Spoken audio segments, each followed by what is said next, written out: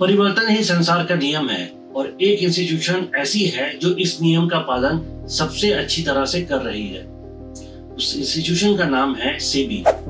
सेबी के हर साल on an average 100 से 150 तक सर्कुलर्स आते हैं। सेबी इतनी बार अपने नियम बदलती है कि यूपीएससी वाले भी सेबी से रिलेटेड सवाल नहीं पूछते।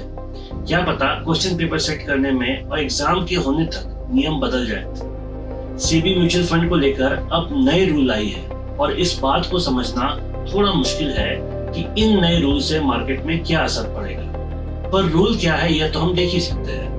1996 में म्यूचुअल फंड रेगुलेशंस बनने के बाद से अब तक mutual fund industry 80 lakh crore की हो गई है और जिस हिसाब से लोग म्यूचुअल फंड में इन्वेस्ट कर रहे हैं यह नंबर और भी बड़ा हो जाएगा।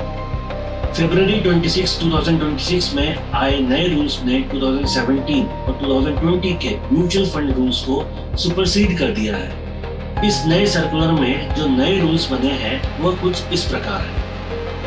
पहला, no solution oriented schemes. Solution oriented schemes बंद हो गई है। इक्विटी म्यूचुअल फंड में चिल्ड्रन फंड और रिटायरमेंट फंड जैसे 15 और 29 स्कीम्स को इमीडिएट ऑर्डर पर नई इन्वेस्टमेंट लेने के लिए मना कर दिया है। यह भी कहा है कि वो किसी भी एग्जिस्टिंग फंड के साथ मर्ज हो जाए। इसके रिप्लेसमेंट में लाइफ साइकिल फंड्स इंट्रोड्यूस की गई है। यह लाइफ साइकिल फंड 5, 10, 15, 20, 25 और 30 साल के हैं। इस फंड के लिए मल्टी कैप को बेंचमार्क सेट किया गया है। मतलब इसमें लार्ज कैप, मिड कैप और स्मॉल कैप सभी के फंड्स अवेलेबल रहेंगे। जो जिस टेन्योर का फंड होगा उसकी मैच्योरिटी का ईयर फंड के नाम में भी रहेगा। एग्जांपल के लिए अगर आज कोई 10 ईयर का रिटायरमेंट फंड लेता है तो इस फंड में कुछ ऐसा लिखा रहेगा, ABC फंड 2036। इस लाइफ साइकिल फंड में पहले 3 साल तक विड्रॉल में पेनल्टी भी लगेगी। फर्स्ट ईयर की पेनल्टी होगी 3%, सेकेंड ईयर की पेनल्टी होगी 2% और थर्ड ईयर की पेनल्टी होगी 1%। एग्जिट लोड की तरह ये पेनल्टी पूरे फंड में लगेगी। सेबी ने क्लियर गाइडलाइंस दी है कि हर फंड अपने फंड क्राइटेरिया के हिसाब से अपना लेबल या कहे तो नाम रखेगा और यह साफ साफ कहा है कि wealth builder, high growth, super return जैसे कई भी अट्रैक्टिव नेम नहीं रख सकते हैं। सिर्फ यही नहीं, सेबी ने सारे फंड्स का क्लियर कैटेगराइजेशन किया है और यह भी तय किया है कि कोई भी फंड अपने नाम के हिसाब से कैसे फंड होल्ड कर सकते हैं। For example, multi cap fund की मिनिमम इक्विटी होल्डिंग अब 75% इक्विटी में ही रहेगी। उसमें से भी लार्ज कैप, मिड कैप और स्मॉल कैप तीनों में मिनिमम 25% अपने अपने फंड के हिसाब से होल्डिंग रहेगी। इसी तरह लार्ज कैप को कम से कम 80% होल्डिंग लार्ज कैप में ही रखनी होगी। इसी तरह इक्विटी के सारे कैटेगरी के लिए मिनिमम होल्डिंग का क्राइटेरिया सेट किया गया है ताकि एक फंड अपने नाम के हिसाब से होल्डिंग रखे और इन्वेस्टर के लिए भी किसी भी फंड को समझना आसान हो। मैंने equity, debt, hybrid, life cycle सभी के सारे गाइडलाइंस वाले सेबी सर्कुलर को अपने पिन कमेंट्स में ऐड किया है, आप देख सकते हैं। एक और नई बात जो कि इस सर्कुलर में डाली गई है वह है कि मिनिमम होल्डिंग का क्राइटेरिया पूरा करने के बाद एक fund manager gold, silver, INVEIT, equity, money market या किसी भी लिक्विड फंड्स में डाल सकता है। गोल्ड, सिल्वर और INVEIT एक नया एडिशन है म्यूचुअल फंड के मैनेजर्स के लिए। INVEIT इंफ्रास्ट्रक्चर इन्वेस्टमेंट ट्रस्ट को बोलते हैं। म्यूचुअल फंड के यूनिवर्स में 2 ऐसे फंड कैटेगरी है जो कि काफी लो वैल्यूएशन स्टॉक्स को पिक करते हैं, कॉन्ट्रा फंड और वैल्यू फंड। पर इनकी स्ट्रेटजी बिल्कुल ऑपोजिट है।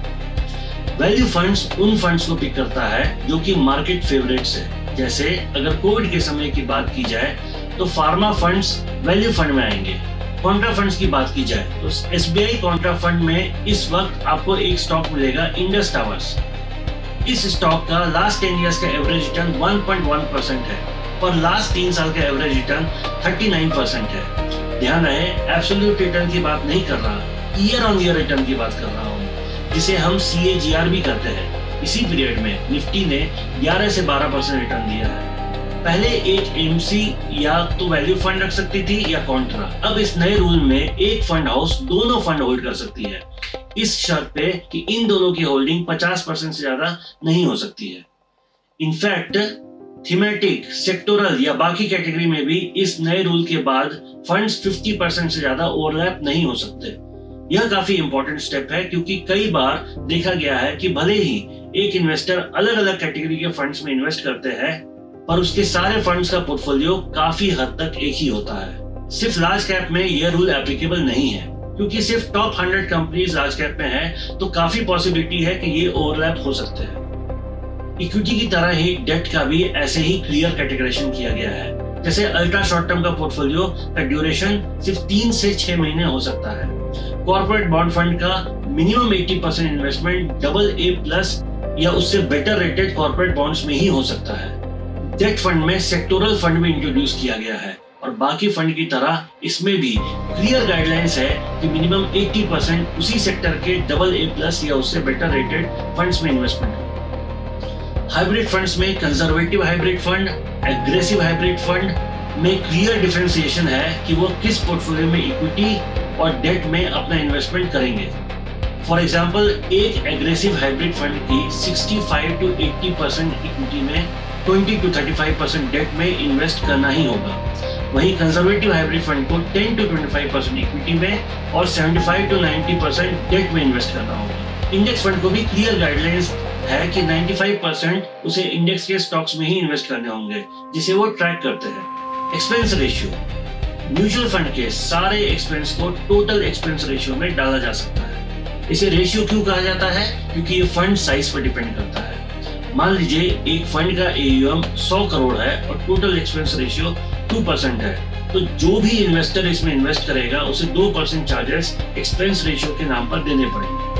TER यानी टोटल एक्सपेंस रेशियो कई चार्जेस का कॉम्बिनेशन है, जैसे कि fund management charges, securities transaction tax, GST, brokerage वगैरह। इन सब चार्जेस की वजह से एक इन्वेस्टर को क्लियर नहीं पता चलता कि कितने पैसे कहाँ जा रहे हैं। इसे सिंप्लीफाई करने के लिए सेबी ने TER को BER कर दिया है, मतलब बेस एक्सपेंस रेशियो। इसमें GST, सिक्योरिटीज ट्रांजैक्शन टैक्स या बाकी के कोई भी टैक्स इंक्लूडेड नहीं है, बस AMC के चार्जेस इंक्लूडेड है।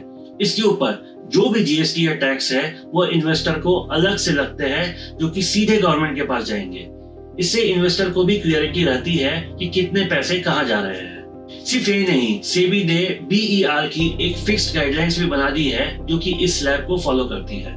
सर्वेलियंस, एक फंड मैनेजर को काफी इंफॉर्मेशन की एक्सेस रहती है। कई बार ये नोटिस किया गया है कि एक फंड मैनेजर अपनी इंफॉर्मेशन का गलत फायदा उठाकर अपने पर्सनल अकाउंट से या अपने फैमिली मेंबर अकाउंट से ट्रेड कर लेता है। इसे रोकने के लिए सेबी ने कई सारे रूल्स लाए, बायोमेट्रिक्स लाया, पर्सनल अकाउंट की मॉनिटरिंग की, कम्युनिकेशन को ट्रैक किया, चाहे आप ईमेल से कम्युनिकेट कर रहे हो, मैसेज से कम्युनिकेट कर रहे हो, व्हाट्सएप से कम्युनिकेट कर रहे हो, हर चीज को ट्रैक किया ताकि कोई भी फंड मैनेजर अपने पावर का मिसयूज ना कर सके। इसके अलावा किसी भी स्टॉक में वॉल्यूम की स्पाइक, बल्क डील्स, इनको भी क्लोजली मॉनिटर करना शुरू किया गया है ताकि कोई भी फंड मैनेजर अपनी इंफॉर्मेशन का गलत फायदा ना उठा सके। डेबिट फ्रीज, ये बड़ा इंटरेस्टिंग फैसला सेबी ने इस नए सर्कुलर में लिया है। इस सर्कुलर में सेबी ने म्यूचुअल फंड के लिए डेबिट फ्रीज ऑप्शन लाया है। दरअसल म्यूचुअल फंड से रिलेटेड कई सारे फ्रॉड के केसेस सामने आए थे। इस फ्रॉड में स्कैमर आपको एक री-KYC, पैन कार्ड या एड्रेस अपडेशन जैसा कोई लिंक भेजता है और उसमें आप अपना पासवर्ड डाल के लॉग इन कर लेते हैं। स्कैमर बड़ी आसानी से आपके ID पासवर्ड को कॉपी करके खुद आपके पोर्टल में लॉग इन करता है और बैंक मैंडेट चेंज कर देता है। एक बार बैंक अकाउंट डिटेल्स चेंज हो गया, फिर वो स्कैमर आसानी से आपका पोर्टफोलियो रिडीम करता है और रिडम्पशन के सारे पैसे उसके पर्सनल अकाउंट्स में क्रेडिट हो जाते हैं। इस तरह के स्कैम को रोकने के लिए सेबी ने इन्वेस्टर को ये राइट दिया है वो खुद अपने म्यूचुअल फंड्स को फ्रीज कर सकता है। ऐसे में कोई भी स्कैमस्टर इन फंड्स को बेच या ट्रांसफर नहीं कर पाएगा। इनफैक्ट खुद इन्वेस्टर को भी पहले इस फ्रीज को अनफ्रीज करना पड़ेगा KYC के साथ, तभी वो अपने फंड्स को बेच पाएंगे या ट्रांसफर कर पाएंगे। ये सारी इंपॉर्टेंट स्टेप है म्यूचुअल फंड से रिलेटेड जो फ्रॉड्स को रोकने के लिए किए गए हैं। सेबी ने ये सारे प्रोएक्टिव स्टेप्स इन्वेस्टर को ध्यान में रखते हुए लिए गए हैं ताकि ट्रांसपेरेंसी बढ़े, फ्रॉड रुके और एक इन्वेस्टर को अपने फंड के बारे में ज्यादा से ज्यादा इंफॉर्मेशन मिले। मार्केट में इसका क्या असर पड़ेगा ये समय बताएगा, पर म्यूचुअल फंड काफी ज्यादा ट्रांसपेरेंट हो जाएगा इन सर्कुलर्स के अप्लाई होने के बाद। म्यूचुअल फंड से जुड़े अपने कोई भी सवाल आप कमेंट सेक्शन में लिख सकते हैं। Thank you.